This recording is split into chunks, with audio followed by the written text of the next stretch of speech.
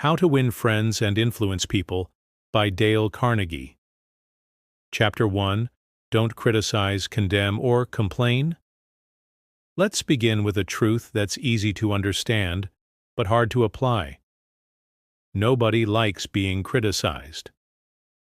Criticism puts people on the defensive. Instead of reflecting on what they could do better, most people instinctively start protecting themselves. They justify their actions, deny wrongdoing, or sometimes even attack back. Why? Because criticism threatens a person's sense of identity, dignity, and self-worth. Dale Carnegie opens his book with this principle for a reason. It's foundational. He says, any fool can criticize, condemn, and complain, and most fools do, but it takes character and self-control to be understanding and forgiving. Criticism often feels good to the speaker. We think we're being honest, setting things straight, pointing out the flaws others need to fix. But what happens to the listener? They shut down. They feel hurt. They don't feel motivated. They feel attacked. Let's understand the psychology behind it. People want to feel important. They want to feel like they matter, like they're doing something right. When we criticize them harshly, especially in front of others or without empathy, we're stripping away that sense of importance. Even if what we're saying is technically correct, the way we say it determines whether the other person will grow or withdraw. Now, this doesn't mean we should never address problems. It means we need to choose how and when we speak. We don't lead people by blaming. We lead them by guiding. Let's talk about Al Capone, one of the most infamous gangsters in American history. You might assume he knew he was a bad guy, right? Wrong. Al Capone believed he was just a businessman, giving people what they wanted during Prohibition. He once said he was just misunderstood, that he spent his life supplying people with good times. This shows us something powerful.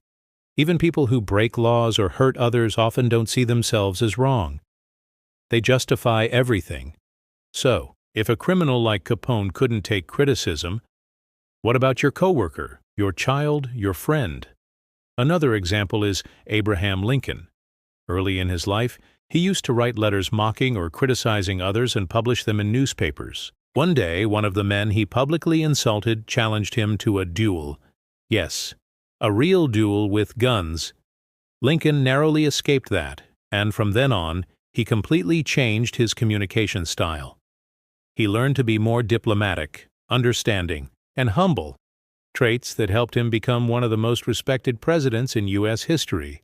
Let's say you're at work, and one of your team members makes a mistake in a report. Maybe they missed a deadline or gave a presentation that didn't go well. You have two options. Option 1. Criticism. You really messed this up. You didn't prepare properly. What were you thinking? Option 2. Empathy and guidance. I know. You had a lot on your plate this week. I noticed a few things in the report that we could fine-tune. Would you like some help going through it together? In both cases, the goal is improvement, but only one of those approaches preserves your relationship and encourages growth. Or think of a parent talking to a child. Instead of, "You're always on your phone. You're lazy." Try, "I'd love to spend some time with you. How about we put the phones away and talk for 10 minutes?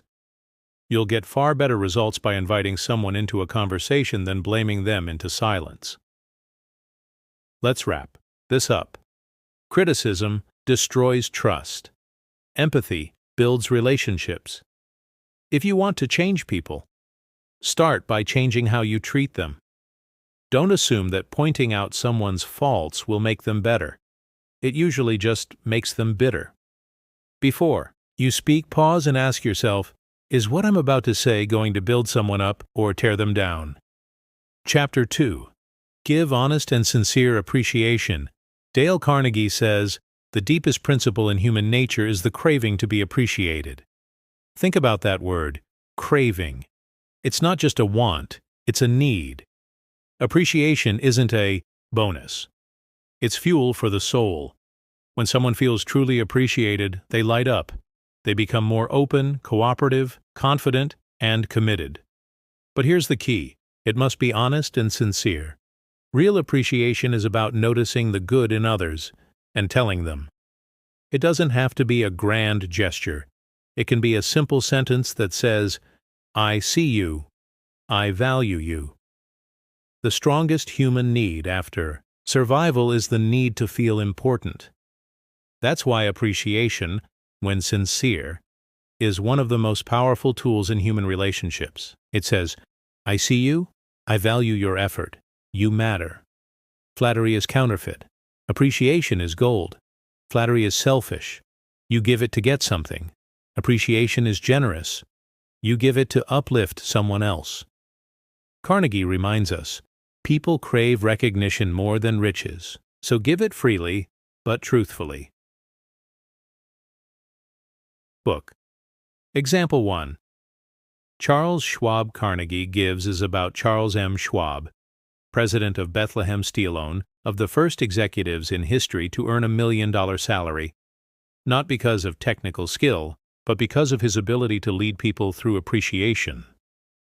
Carnegie shares how Schwab had a very intentional philosophy: "I consider my ability to arouse enthusiasm among my people the greatest asset I possess, and the way to develop the best, that is in a person, is by appreciation and encouragement."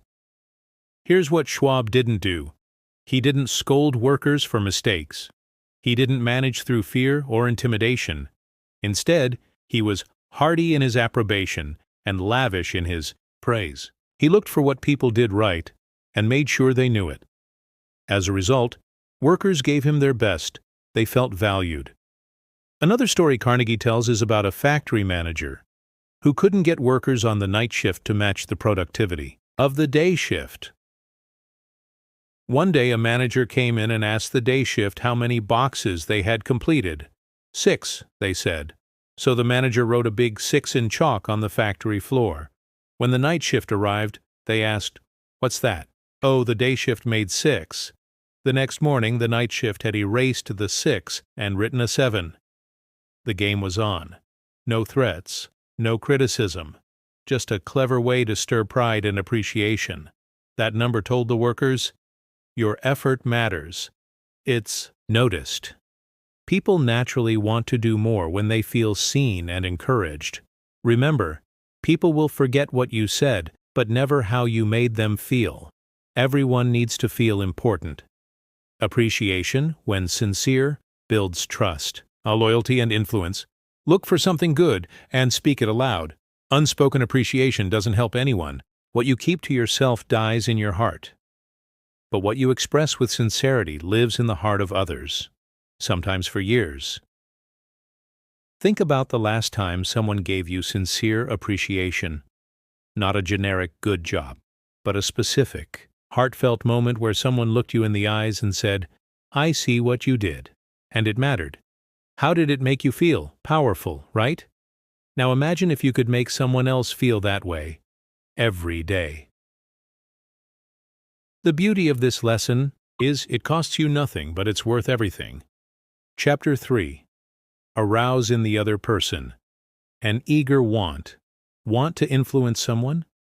Don't tell them what you want. Find out what they want, and show how your idea helps them get it.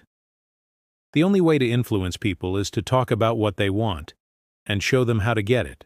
We all wake up thinking, "What's in it for me?" So instead of pushing our ideas, we must link our goals to their desires.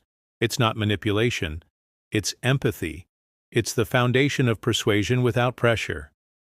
But how often do we try to influence others by focusing on our desires instead of theirs? We often approach people by saying, "Here's what I need you to do. I want you to buy this. I want you to behave this way. I want you to agree with me." But people aren't motivated by what you want. They're motivated by what they want. Dale Carnegie teaches us to switch perspectives. Instead of trying to push someone toward your goal, align your goal with what they already want. If you can awaken their desire and link your request to it, they'll follow you willingly, enthusiastically, and often gratefully. The most effective strategy isn't pushing. It's pulling by connecting with what they already care about. That's what it means to arouse an eager want. It's human nature. People are not focused on your problems. They're focused on their own goals, desires, and fears, and most attempts to persuade fail because they don't address this fundamental truth. Let's say you want your friend to support your small business, or your boss to approve a new project, or your spouse to join your fitness plan. What do we usually say? It would really help me if you supported my idea. I want to try this. I need you to help me with this. But what if instead you said, I think this project could save the team a lot of time, and it could really highlight your leadership in front of the executives. This new fitness thing might help us both feel better, and it could be a fun way to bond each night. See the difference? It's no longer about you. It's about them and what they value. You've transformed the request from pressure into partnership. Here's a secret powerful phrase you can use in any conversation. How does this help the person I'm talking to? Ask it before you pitch an idea, give feedback, or make a request. It rewires your brain to think like a true leader, someone who inspires others, not demands from them. Book Example 1. The fisherman Carnegie says, I personally love strawberries and cream, but I find that for some strange reason, fish prefer worms. So when I go fishing, I don't bait the hook with strawberries, I dangle a worm. Simple, but brilliant. If you want to catch someone's attention, you have to use their bait, not yours.